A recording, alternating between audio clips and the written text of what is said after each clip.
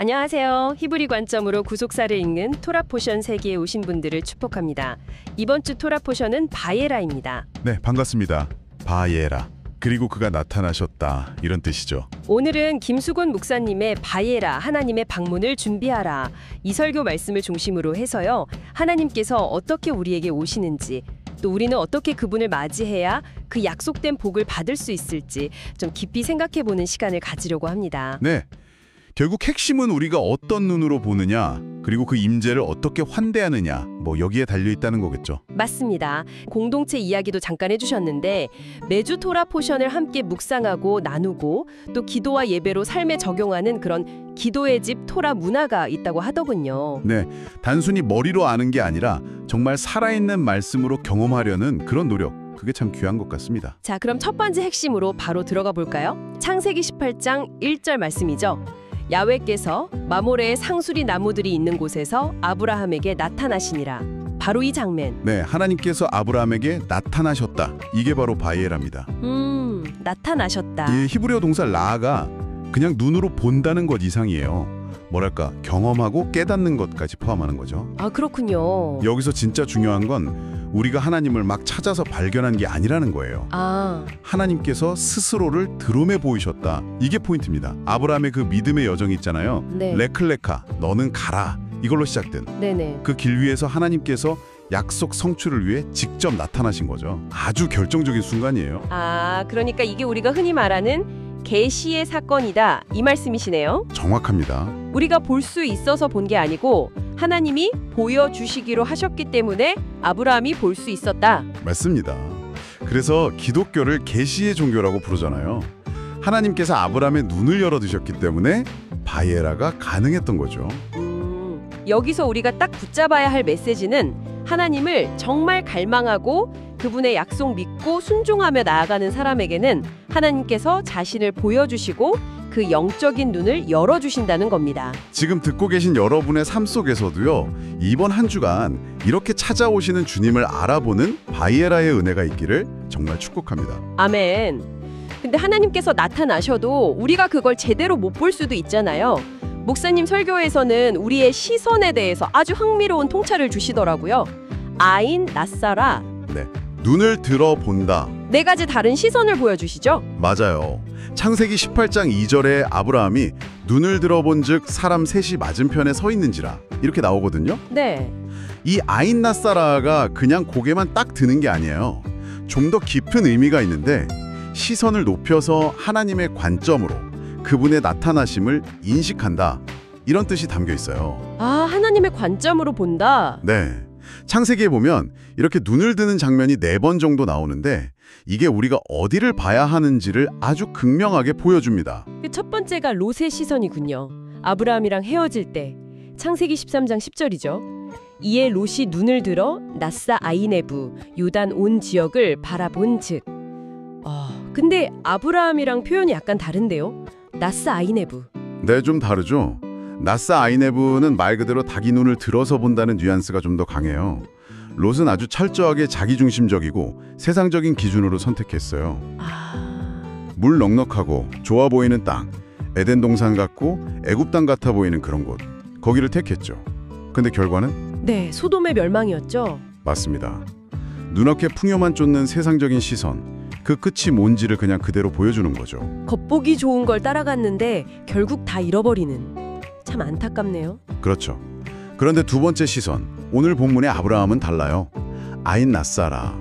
눈을 들어서 하나님의 방문을 인식합니다. 네. 그는 그냥 서 있었던 게 아니라 장막문 앞, 그러니까 가장 낮은 자리, 겸손의 자리에서 하늘의 움직임을 딱 포착한 거예요. 아, 그냥 앉아 있었던 게 아니라? 네. 기도하면서 기다리는 사람에게는 하나님의 발걸음이 보인다는 걸 보여주는 거죠. 세 번째 시선도 아브라함이네요. 창세기 22장, 그 이삭을 바치러 모리아산으로 갈 때 정말 힘든 순간이었을 텐데. 네, 제3일에 아브라함이 눈을 들어 아인 낯사라 그곳을 멀리 바라본지라. 여기서 그곳 히브리어로 하마콤이라고 하는데요. 하마콤. 이게 그냥 아무 장소가 아니에요. 하나님께서 딱 지정하신 바로 그 자리, 예배와 구속의 역사가 이루어질 아주 특별한 장소를 의미해요. 아, 특별한 장소군요. 네, 아브라함은 아직 도착도 안 했어요. 근데 믿음의 눈으로 그 하마콤을 미리 본 거예요. 그리고 결국 거기서 여호와 이레, 모든 것을 예비하시는 하나님을 경험하게 되죠. 와, 가장 절망적인 순간에도 믿음으로 눈을 딱 들어서 하나님의 예비하심을 바라보는 시선. 아, 우리에게도 이런 눈이 필요할 때가 정말 많죠. 맞습니다. 그리고 마지막 네 번째는 이삭의 시선입니다. 창세기 24장인데요.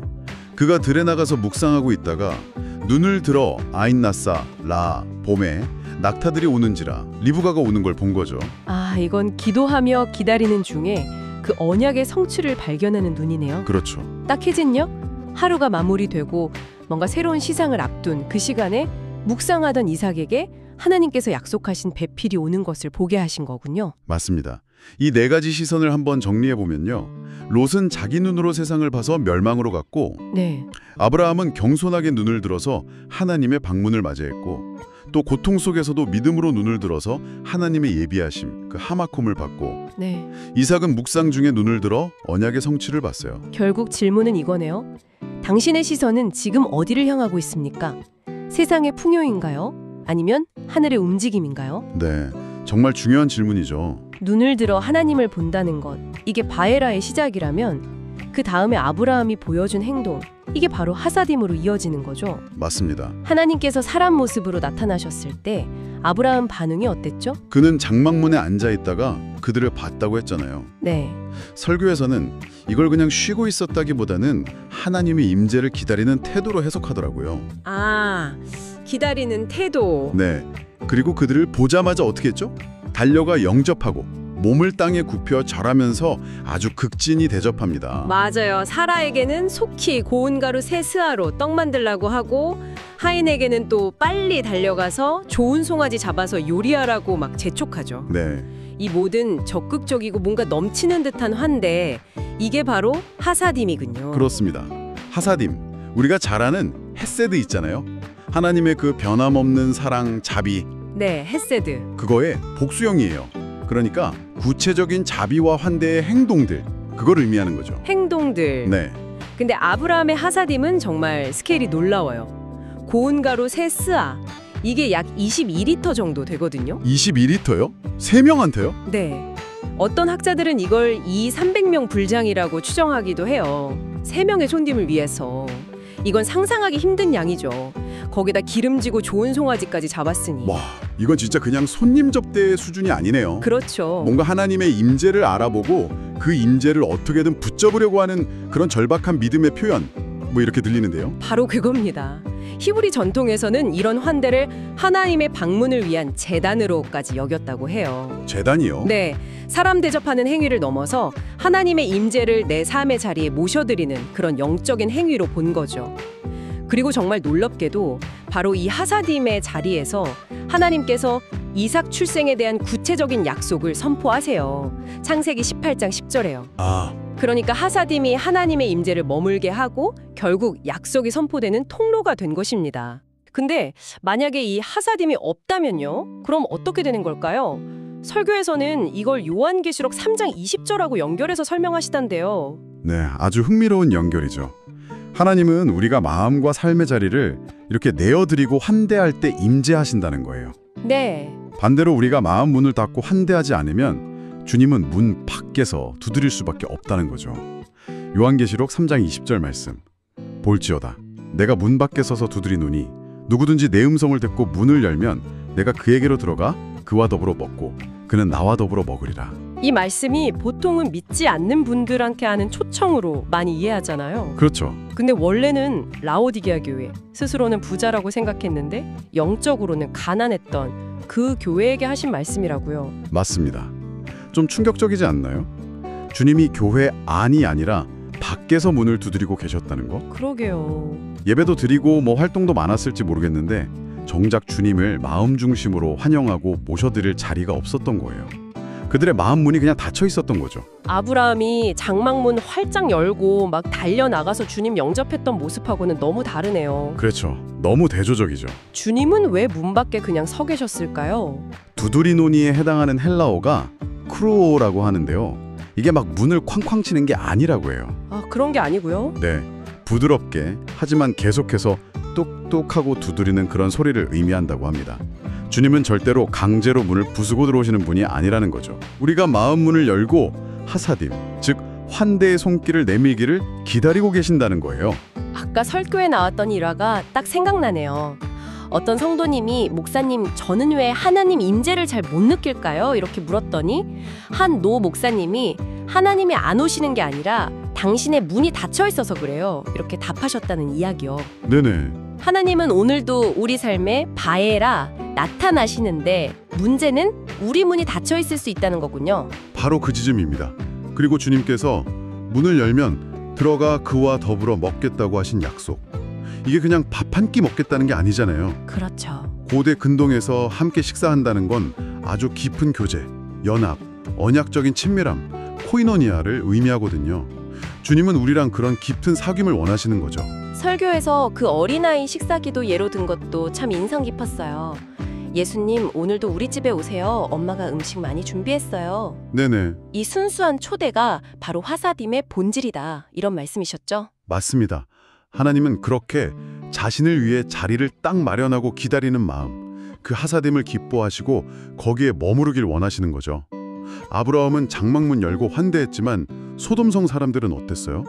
문 닫고 오히려 악한 의도로 달려들었잖아요. 네, 창세기 19장 5절에요. 임재를 환대하는 자와 거부하는 자의 결과는 정말 하늘과 땅 차이였죠. 우리 안에도 혹시 하나님을 이렇게 밀어내는 소돔 같은 모습은 없는지 좀 돌아봐야 합니다. 우리는 흔히 하나님을 막 찾아야 한다고 생각하는데 어쩌면 주님이 이미 우리 마음 문을 계속 두드리고 계신 건 아닐까요? 그럴 수 있죠. 믿음으로 부르시고 예배로 초대하시고 때로는 성령의 탄식으로 우리를 깨우시면서요. 네, 마음 문 열기를 두려워하게 만드는 거 그거 어쩌면 사탄의 속임수일 수도 있어요. 문 열고 주님을 붙잡아야죠. 아브라함의 그 넘치는 하사딤, 그게 결국 하나님의 발걸음을 멈추게 했고 그의 장막을 약속의 씨앗, 이삭이 잉태되는 통로로 만들었잖아요. 네. 하나님이 나타나시고 우리가 환대하면 하사딤, 하나님이 머무르시고 마침내 약속이 성취되는 이 거룩한 순환, 이게 우리 삶에도 일어나야 한다는 거죠. 그렇군요.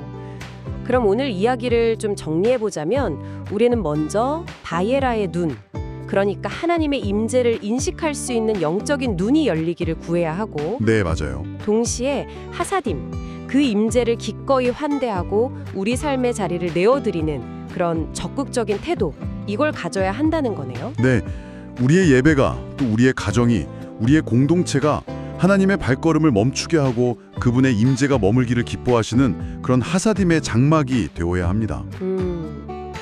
하나님께서 당신의 약속을 우리 삶 속에 이렇게 잉태시키실 수 있도록 마음과 삶의 자리를 인색함 없이 내어드려야겠죠. 우리 식탁이 또 우리의 일상이 하나님의 임재를 정말 기쁘게 맞이하는 그런 공간이 되기를 소망하게 되네요.